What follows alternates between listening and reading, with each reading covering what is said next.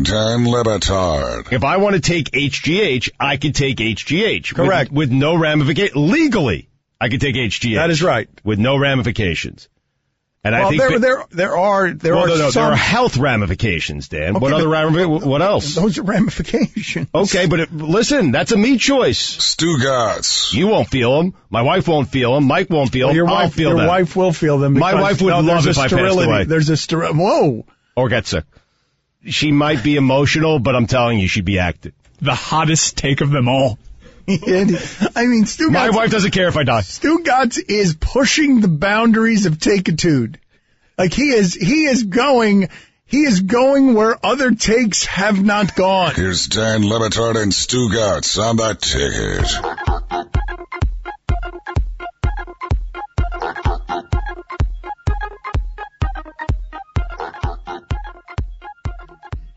Texter writes in, only thing worse than salary crap talk is baseball. You guys need to bring a couch into the studio so Stugotz can lay on it while talking through his feelings. I don't know what to do with what happened yesterday because our beloved Stugotz, pinata for the show and has been for many years in a way that has been beneficial for all parties involved. Yes? Absolutely, yeah, sure. Okay, that didn't sound sincere. No. It has. I think you probably would have been. It's been more beneficial for me, believe it or not, than it has been for you. I think you would have arrived at a very successful place. You were already successful before I came into your life. I think it's been beneficial for all of us because there aren't a lot of Stugotzes in the sports media landscape. The only thing I can think of at ESPN like you is my father. Okay. Because it's wonderful. It's the voice of the emotional sports fan. You are the voice of the emotional sports fan, and you've created a character, a cartoon character that is the real you on steroids. Yep. And it's been good for everyone involved. Sure. And you've created it. It really, it's none of my doing. You've extracted it out of me. But it's real. It's real. For those, it's never an act. It's not an act with Stugotz. This is the real Stugotz. But yesterday, and Mike, I don't know how to handle this. I asked Stugotz's permission before we went on air about talking about this because I don't want to be the bully, and very often I cross the line. I'm viewed as mean to you. I'm viewed as condescending to you, right. And on the correct side of that line is funny. Mm-hmm. On the incorrect side of that line is not nice, and I don't want to be somebody who's not nice. Right. To anybody. I don't think many people in my life. Am I wrong about this? I don't. Would a lot of people describe me as not nice? And people who know me, not nice. I would not describe you as not nice. I wouldn't describe you. I don't know how the other guys feel. Can I get honest? I want you honest opinions here. Because I do. I want to talk this through. Right. No, you're a nice guy. Am I now just surrounded by yes men? You're putting us in a spot where we're going to tell you you're not nice? Well, but I want to get this out because I don't want to sort out. You're a jerk. No, I don't want to sort out. Here's the thing. I don't want to. Pain in the ass, man. I don't. What could be the crappy poll of the day around that? Am I nice? Okay. Yeah. Yes or no? People decide. All right, fine. Oh, well, this isn't going to go well for me. You're going to get crushed. I know. Okay. I mean, I'm going to vote no as often as I can. All right. Because it's not really a personal exchange when I vote no, nor do I think you even see the results right, there. You can do it from the shadows. Yeah, I could just keep pounding you with no's. Right. But to your face and on the air, you're a great guy. Love you, buddy. So I don't know what to do with this because, Mike, you would agree, and I should probably have this conversation with Stugotz. It's entirely unpredictable when Stugotz is going to get mad. Would you agree with that, or would you disagree with that? Oh, I would say it's entirely unpredictable. There is no way for you guys to know when it's going to happen. Mike and I were discussing this today off air, as a matter of fact, and he's like, you got to give me a gauge, like some sort of radar of when you're kind of gurgling, and so we could kind of and I go, no, because I don't know when it's going to happen. I can't. There's no way of doing that. But I would love to know, because yesterday, evidently, now, Stugotz is a champion, man. He's a great partner to have around here, and honestly, I'm not just saying this because he's sitting next to me, because Lord knows he's sitting next to me all the time when I'm saying not nice things.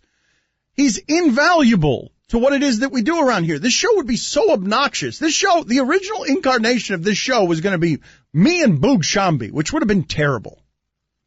Because it just would have been us overthinking everything and hurting each other's feelings and eventually not being friends anymore. Right. That was the original afternoon show. It was you and Boog. I was doing middays with Minervini. But everything would have been overthought, and you provide the glue and the balance to what it is that we do around here. Yeah. Kind of regretting that decision to not go with Minervini. So I legitimately want to know how to handle this because I left. We did a good show yesterday. It was good. It was fun for everybody except one person. Well, no, it was fun most of the time, and then it wasn't fun for everyone except one person. Did I say that correctly? Stugatz and I were trying to find a solution for this because it's what makes our show different.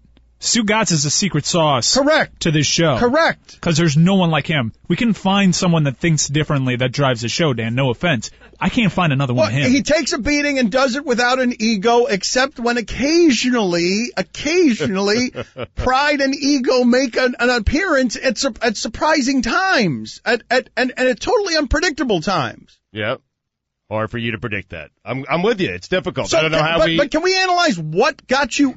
I'd like to analyze because you don't really know the roots of your anger yesterday, correct? I'm still trying to figure that out. Okay. I'm exploring. And here's what happened. I mean, listen, this is what I do know. This is the conclusion I've come to. It definitely has to do with you. Yes. Well, no. Okay. We are in agreement there. Okay. There's absolutely something that I did yesterday, but I don't feel like it has just to do with me because I feel like when you said Ricky Nolasco was dealing. Right. Go ahead. No, please. Go. No. I was fine there. I was okay there. Mike went for the joke, and it was the right joke to go for. In this show, we always go for the joke. But I don't feel like trying to drag me back into this when he had absolved me of any wrongdoing. I mean, Mike and I are good. A nice move. Mike went out of his way to send me some nice texts. Yeah, we had a nice conversation today. Mike and I are good. Don't drag him back into it. He did nothing wrong. Well, this is all on you, my friend. Much love. Okay, yeah. Pound. You got it, my man. Fist bump.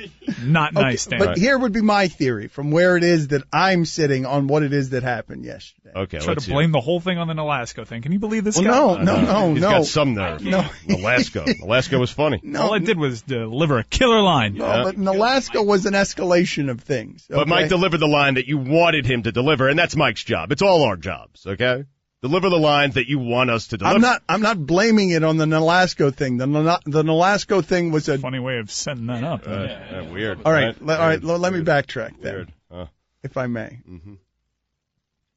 Because I feel bad about all of this, even though it doesn't sound like it, because I'm smiling right now. And my face is cracking from the way that I'm smiling. You know what? Now I'm mad at Dan, too. There you go. That's what I needed. Not nice. But not nice. Okay, but I think that what's happening here is good and healing for all of us. You think this is going well? Yes. Well, no, I don't think it's going well. I think it's going well for Stugatz because I believe the escalation of things yesterday was that it was all of us ganging up on him on everything.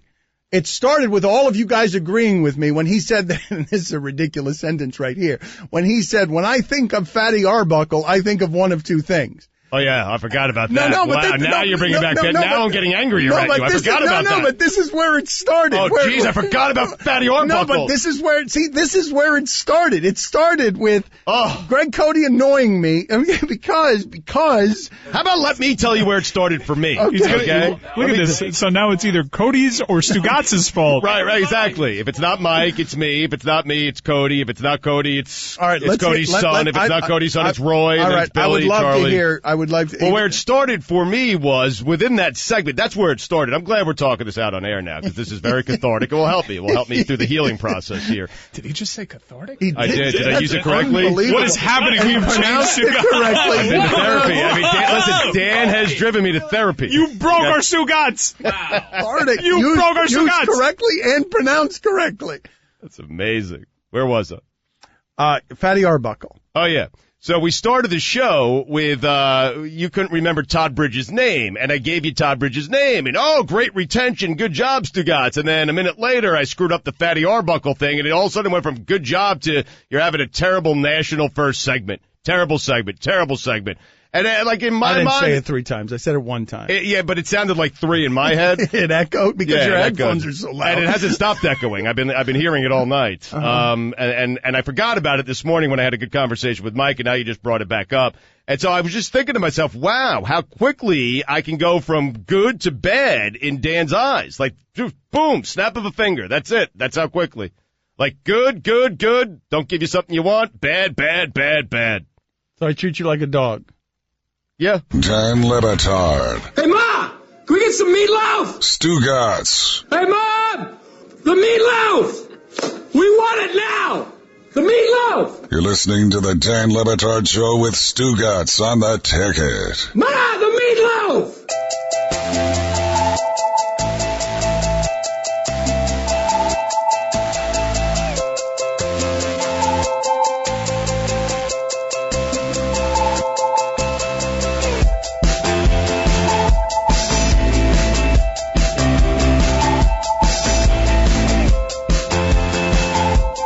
Texture writes in, a lot of times the audience agrees with Stugatz, but until recently when Mike added his voice to Stugatz, did anyone have the balls to tell you are wrong? I feel like all the time around here I am wrong, and all the time around here people tell me I'm wrong. Am I this lacking in self-awareness? No, you're always right. You're right. Yep, you're always right. You're always right. Yeah, I thought so. Yeah. I mean, I think I've got this down. Totally down. You got it down. You got being right down pat, my friend. No one around here is afraid to talk back to me. No, not at all. Not at all. Did you guys do any work? I'm disorganized. My life is fairly disorganized. No, you're not. Very organized. You are extremely organized. Plenty of times you put me in check. Well, I'm like, I forgot that thing, but Dan reminded me, so I'm like, I'm good. I'm good. Thank you, Dan. Anything else?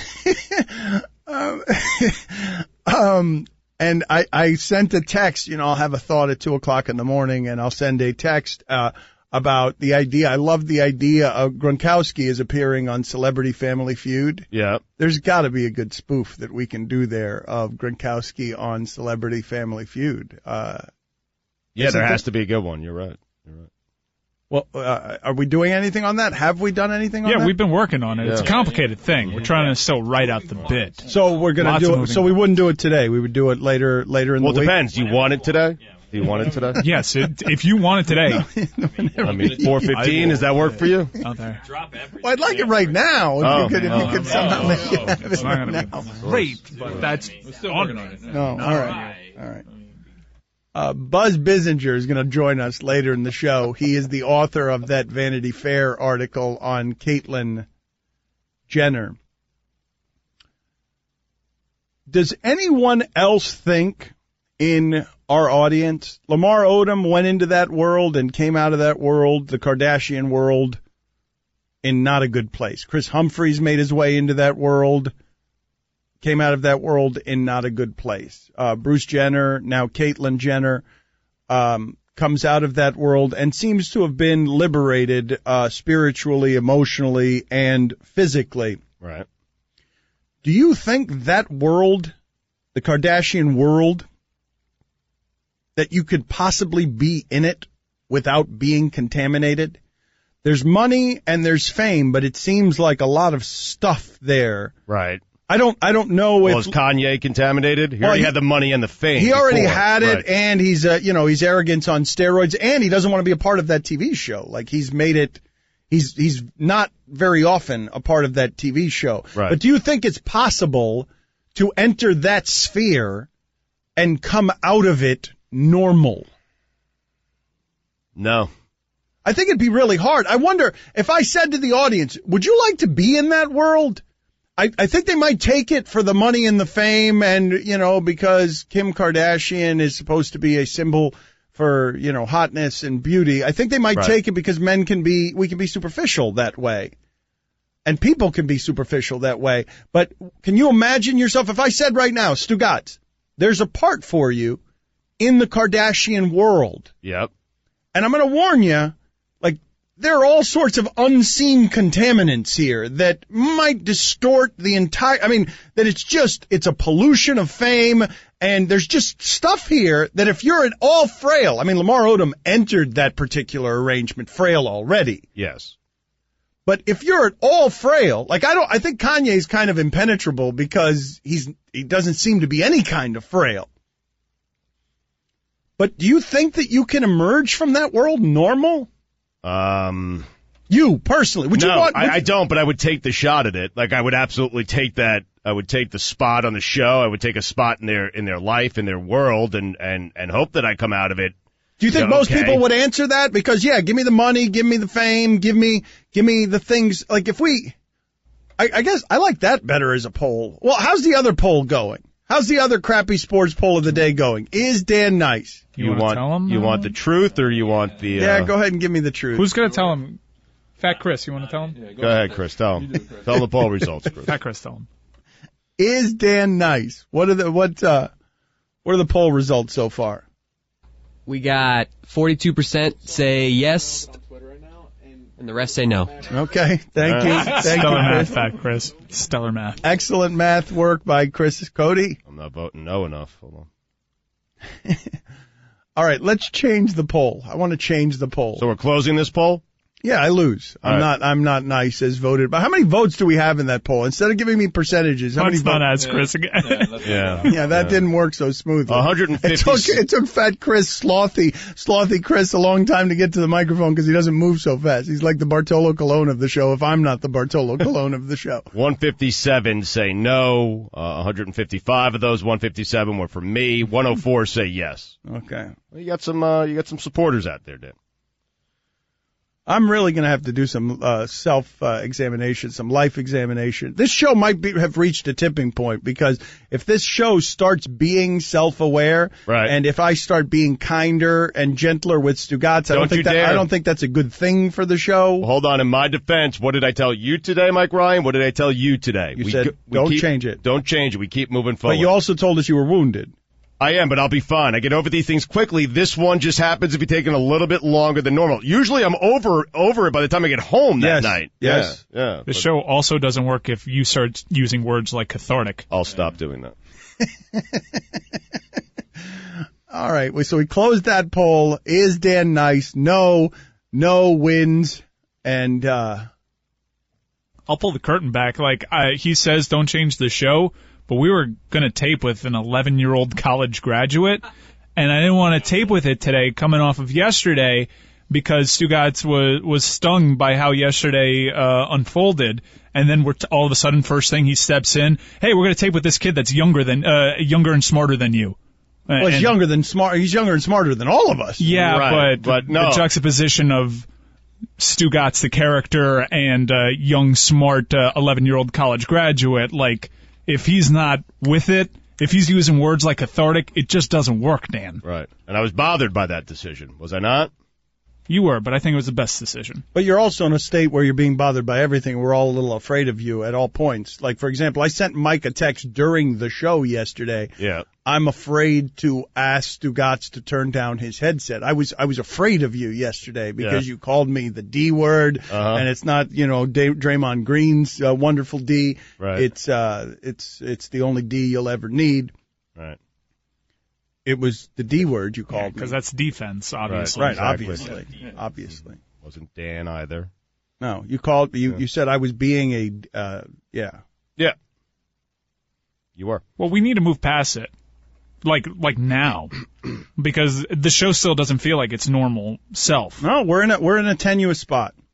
You guys are overthinking it, man. I'm telling you I'm fine. I'm telling you don't change a single thing. Be as mean to me as you've always been, and we're good.